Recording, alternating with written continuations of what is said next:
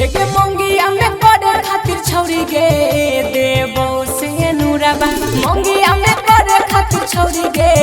देबो से नूराबा हमारा बनाइले तो यापन हमारा बनाइले तो छौरी गे यापन ला भराबा नहीं हम बनाइबो छौरा रे अपन ला भराबा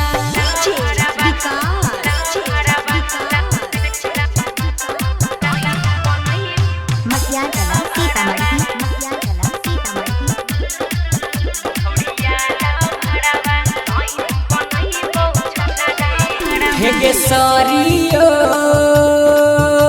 ठलियो देहलइबो हेगे गाला के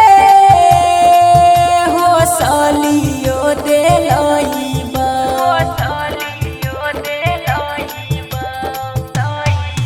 हेरे सरियो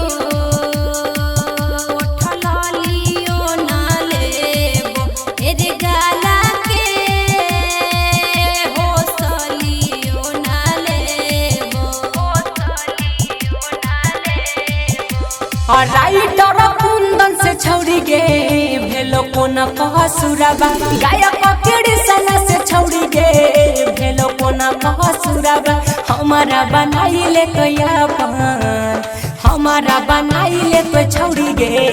यापन ला भराबा हमारा बनाइले तो सोता गे